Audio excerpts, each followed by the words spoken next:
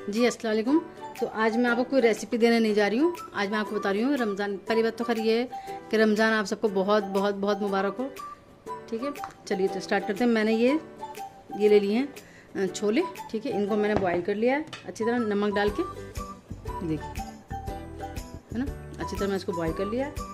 अब क्या करना है, हम रमज़ानों के लिए आसानी के लिए मैं आपको बता रही हूँ कि आप इस तरह से कर सकते हैं। इसे आपने उबाल लिए, उबालने के बाद ये मार्केट में इस तरह के जिप लॉक बैग मिल जाते हैं बहुत आसानी से। ठीक है, तो हम इसको जितने भी आप चाहें, 4 दिन के लिए, 6 दिन के लिए, 1 हफ्ते के लिए, जितनी भी आगे पर जगह हो रखने की, तो इतने मैंने ये करा, मेरा आराम से इसमें 1 हफ्ता गुजर जाएगा। ठीक है, तो मैंने आधा किलो से थोड़ा ज़्यादा ये लिए हैं और आधा किलो से थोड़ा ज़्यादा ये वाले चने हैं। ठीक है, तो मैं इनको उबाल के अब मैं इनको फ्रीज़ करके रख लूँगी। जब अफ्तार के टाइम मुझे ज़रूरत पड़ेगी तो आधा 1 घंटा पहले निकालूंगी और फिर ये चाहे आप गर्म पानी में डाल दें उसको, और नहीं भी डालेंगे तो नॉर्मल हो जाए, फिर आप इसे किसी चीज़ में भी यूज़ कर सकते हैं। जैसे आपको सैलेड बनानी हो तो सैलेड में डालिए, कोई बड़े बना रही हैं, दही भल्ले या क्या कहते हैं पापड़ी चाट बना रही है, तो उसमें छोले वोले की जरूरत पड़ती है ना, तो आप आराम से फटाफट से निकालिए। और या एकदम से अचानक से कोई अफ्तार के टाइम पे आपके आ गया तो आप सोचें छोले तो भिगोने का टाइम नहीं है, कुछ नहीं है, तो आप इस तरह से तैयार होंगे आपके पास, तो आप जल्दी से निकालेंगी और फटाफट जैसे भी आपको बनाना होगा आप फटाफट से बना लेंगे। ठीक है, तो मैं आपको ये बताने जा रही हूँ। चलिए तो मैं स्टार्ट करती हूँ। इस तरह से लॉक बैग में इतने आप इसमें भरिए जितने आपके एक टाइम पे यूज़ होने वाले हों।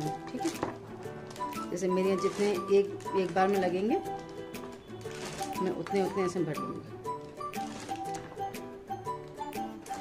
ठीक है, जैसे मेरे यहाँ एक बार में इतने ही जाएंगे छोले। ठीक है, तो ये मैं अच्छी तरह इसको इस तरह से करा और अब मैं इसको फ्रीज़ करके रख लूँगी। ठीक है, इसी तरह से ये मैं ब्लैक वाले कर लूँगी। जितने काम रमज़ानों में आसानी हो जाए तो इसलिए उतने ही करके रखिए।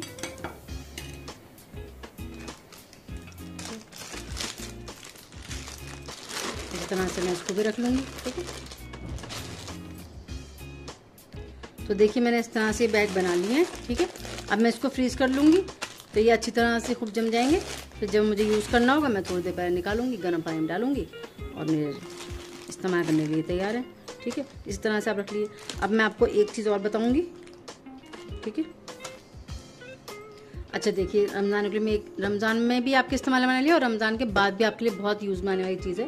ठीक है, जैसे हम मार्केट से अब जो है लेते हैं, कभी बहुत सारी चीज़ों में लहसुन का पाउडर डाला जाता है, गार्लिक पाउडर, तो मार्केट में बहुत ज़्यादा कॉस्टली मिलता है। ठीक है, ये तो सब जानते हैं, अच्छा खासा कॉस्टली मिलता है और फिर वो थोड़ा सा ही आता है और वो फिर मतलब अच्छा खासा महंगा रह जाता है।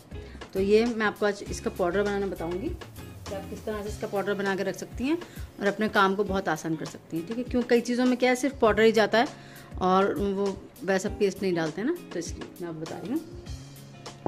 तो ये मैंने लहसुन ले करके और इसे आधे घंटे के लिए मैंने इसको भिगो दिया है। अगर आपके पास टाइम नहीं तो आप ना भी भिगोएं, कोई इशू नहीं है, बस इसको इसलिए भिगो देते हैं कि ज़रा जल्दी से आसानी से पिस जाता है। अच्छा, छिलका नहीं उतारना आपको इसका। ठीक है, देखिए मैं छिलके के साथ ही रखा हुआ है। ठीक है, तो छिलका नहीं उतारना है आपको, बस इस तरह से आप भिगोएं और ये जार में डाल दीजिए आप। और ये मैंने खुला वाला लिया है, जो ये खाली इसी तरह से जवे आते हैं।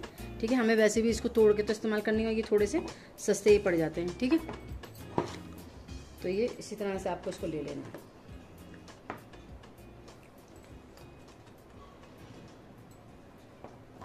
ठीक है, अब मैं इसको पीस कर ला रही हूँ। हल्का सा इसमें पानी जाएगा।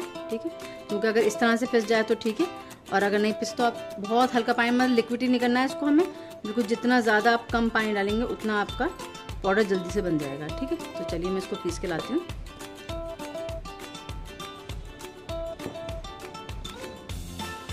देखिए इस तरह से पेस्ट बन गया। ठीक है, बहुत ज़्यादा बारीक नहीं हो तब भी कोई बात नहीं है। ठीक है, तो हम इसको निकाल देंगे, इसी डब्बे में निकालेंगे।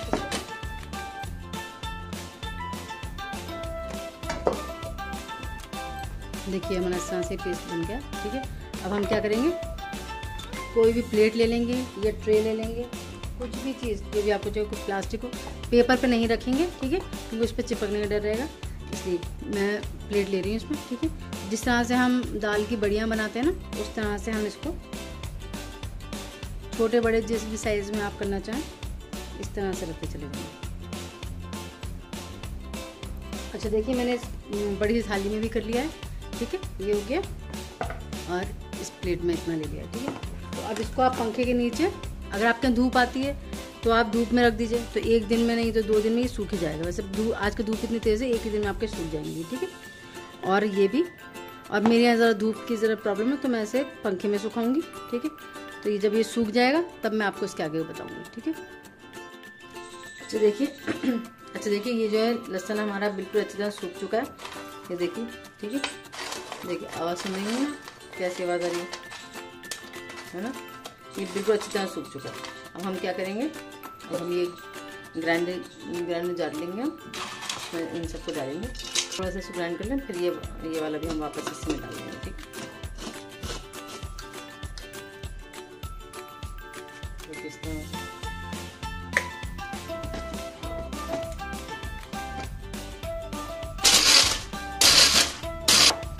अब ये जो हमारा पास बचा हुआ है वो भी हम इसमें डालेंगे।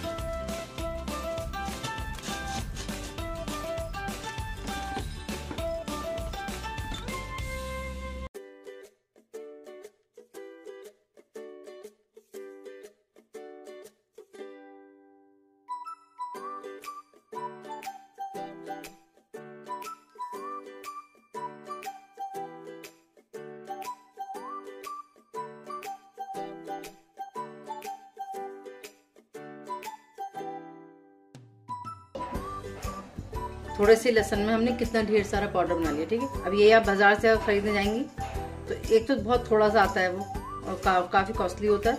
और देखिए हमने घर में कितना सस्ते में बना लिया ना, बस 250 ग्राम मैंने लहसुन लिया था और उसको इस तरह से मैंने सुखा के और पाउडर बना लिया।